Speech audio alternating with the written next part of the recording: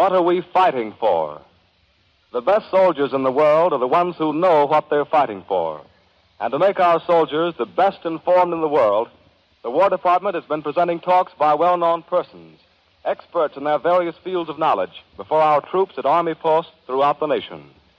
Each Thursday at this time, the Columbia Network picks up one of these talks at some Army post and broadcasts it to troops elsewhere in America and also by short wave to our men overseas. Tonight, we're with the officers and men of Mitchell Field, Long Island. To introduce our speaker of the evening, we present the commanding officer of the post, Colonel Douglas Johnston. Colonel Johnston.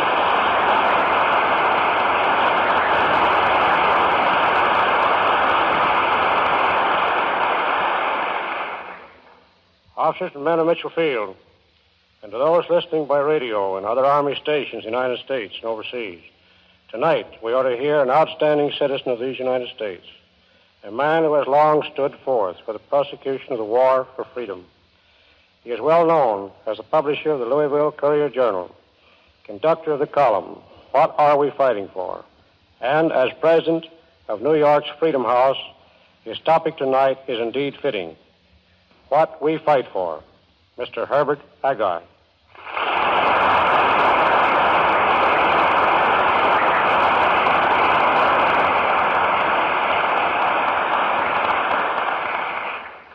Gentlemen, I think that if we teach ourselves exactly why this war had to happen, we will learn at the same time exactly what we are fighting for. We are not in this war merely because we were attacked at Pearl Harbor or because Germany declared war on us a few days later. Pearl Harbor was the last of a series of events, all of which had to happen, and all of which proved to us that war was being waged against us as well as against the rest of the decent people in the world. Remember that early in 1941, the American people, through their representatives, adopted overwhelmingly the Lease Land Bill. This was a bill to put us into an undeclared war against Germany. There were a good many politicians in the country at the time who didn't want to admit that fact. But the American people luckily knew what they were doing and knew that they were moving into an undeclared war against Germany. And from that time on, we were spending our money to defeat the Axis in Europe, using our shipyards to repair their war vessels, the war vessels are the enemies of the Axis in Europe, and in general doing all that we could do short of shooting. And from that time on, the only argument was how thoroughly America would fight back against her enemies. There was no question about our having chosen sides. We'd chosen sides all right, and there was no question that we knew that we were being attacked. So we are not at war just because somebody dropped a lot of bombs on us at Pearl Harbor. The Axis was doing its best to drag us down long before Pearl Harbor, and we were doing a lot of harm to the Axis long before Pearl Harbor. After conscientious debate, after a really genuine democratic debate, the American people had decided that they were in danger and that they must take sides to save themselves. And why had we come to that decision early in 41, a great many months before Pearl Harbor? I suggest that the answer is this. The American people had taught themselves painfully and against the grain that this war was not an old-fashioned war for land or money, not a war of imperialism, not a war of limited objectives, not a little war inside a civilization in which it is possible to be neutral, because no matter who wins, the civilization can go on. We had taught ourselves, and I think we have a right to feel that we did a good job in teaching ourselves, that this was a war of unlimited objectives, a war of neck or nothing, a war against civilization itself, a war in which nobody can be a neutral because the fate of all people everywhere is being decided.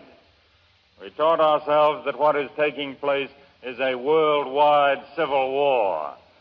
And people who want to be neutral in a worldwide civil war aren't any too bright, because all they're doing is handing over their fate to somebody else to decide whether or not they are to have a chance to have a future. The war, I suggest, gentlemen, is the military phase of this worldwide revolt against civilization. And unless we understand why the revolt is taking place and deal with the causes of that revolt, the revolt will continue after the war, and we will find that the next peace, like the last one, is just another armistice, and that isn't good enough. What do I mean by civilization when I say we've got a worldwide revolt against civilization? What is it that our enemies are revolting against? Civilization, I suggest to you, means a set of rules that people for the most part obey, rules that you and I make and live up to. It means promises that you and I make to one another as members of a community, and that for the most part we keep. It means institutions and self-discipline that you and I impose upon each other. These disciplines and these rules and these customs have grown up. We create them out of our national history in order to bring out what is best in man and to suppress what is worst in man. And above all, civilization means some kind of an affirmation about the meaning of life, why we are on this strange and tragic globe that we all inhabit. The meaning of life, an affirmation about it, which most of us accept. If the civilization is to be any good, that affirmation has to be good. And in the case of our Western civilization, it is good. The affirmation is that all men are created equal in the eyes of God, that all men have something of the divine spark in them, and that this thing which we have in common, all of us, is far more important than anything which separates man from his neighbor. This is the affirmation on which our world rests. To whatever extent we betray the affirmation, to that same extent we weaken our faith in our civilization and make it possible for ambitious men to lead a revolt against our civilization. And never forget that 8 great civilizations have died before ours ever came into being. And on each occasion, the civilization had first begun to lose faith in itself.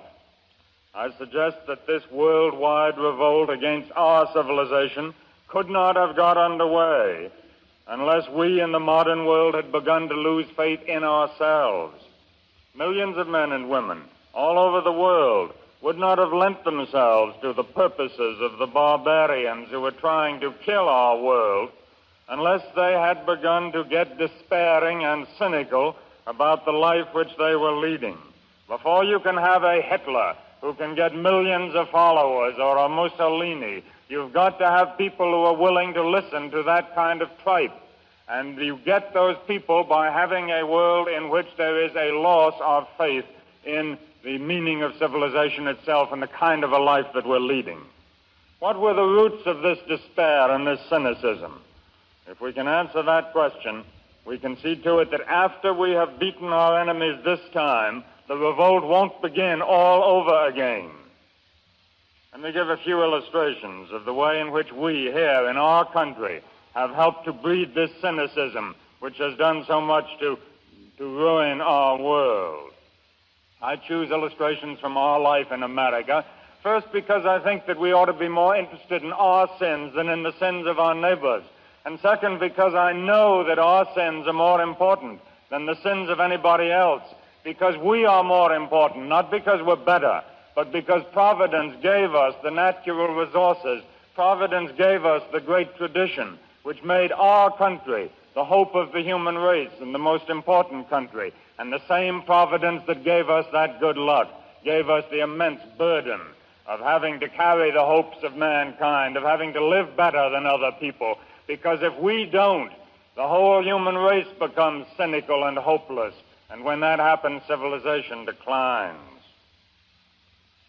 First, as a sign of our sins, let's remember that by the time the people who were in the armed forces of our country in the last war got back home from the war, they found that the country back home had decided to say, we do not care about the pledged word of the United States. We don't care about the fact that twice in the last 18 months we have said we would collaborate with the human race. in trying to create a world in which you can change the status quo by the life of reason, by intelligence, instead of by the application of pure force. We don't care about that. We want to get back to the delicious pastime of selling each other goods and services. And so far as the honor of our country is concerned, or the pledged word of our country, we are not especially interested. And remember that Woodrow Wilson in 1919 told us, the American people, if you commit this sin, you will break the heart of the human race. And the American people didn't believe him. The American people thought those were just the words of an ex-college professor who didn't know about the facts of life. Well, we don't have to argue that one today. We know that the ex-college professor was right and that the American people were wrong. That it is true that the human race has a heart which can be broken, that people have hopes which, if they are too long deferred, do fester and do turn into cynicism. We know that now. It's a pity we didn't know it in 1919 and 1920. Let me give you another illustration of the way in which this thing has happened. In 1920, at the Republican National Convention,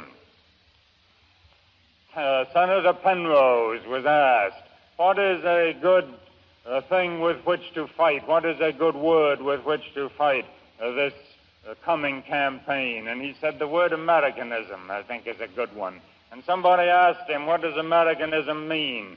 And Senator Penrose of Pennsylvania said, I'm damned if I know what it means, but I know it means a lot of votes.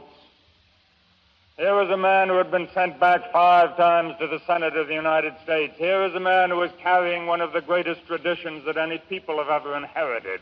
And he was cynical and he was stupid, and he thought it was smart to say he was damned if he knew what Americanism meant, what the greatest of human traditions meant, and that all he knew it meant was a lot of votes. That is not the way to keep people together, believing in the promises they make to one another, believing in their rules, believing in their institutions. Out of that kind of action on our part, I could give you plenty of other illustrations, as you know, and I could give you endless illustrations on the part of other nations than our nations who were being as bad as we were or much worse. But I've explained why I hold my illustrations to our sins. Out of that kind of action on our part and on the part of other peoples, there came this growth of cynicism and nihilism, which made it possible for the barbarian to come back to earth. The barbarian is the man who believes in power for power's sake, and nothing but power for power's sake. Not rules, not promises, not discipline, but just power for power's sake, which means government by terror and by the secret police. I suggest to you that this war had to happen because there are too many barbarians like that loose in the world, too many people who don't believe in an ordered life. And if we see this war in these large terms, we see it in its full dignity and terror and importance.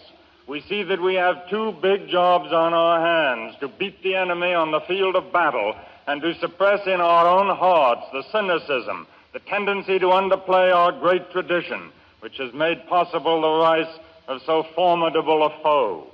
This is a war of ideas. This is the kind of fight we might lose unless we worry about ideas.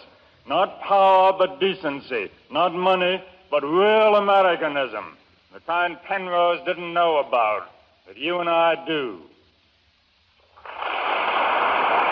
From Mitchell Field on Long Island, the War Department and CBS have broadcast the 5th in a series of talks to American soldiers everywhere called What Are We Fighting For? This evening's speaker was Herbert Agar, president of Freedom House, editor of the Louisville Courier-Journal, and conductor of the column also titled What Are We Fighting For? In the Courier-Journal, the newspaper PM, and other papers. Next week at the same time, CBS will have its lines in one of our Army camps in the South, Camp Claiborne, Louisiana, so that you may hear the talk of that famous sergeant of the First World War, Alvin C. York. John Tillman speaking. This is the Columbia Broadcasting System.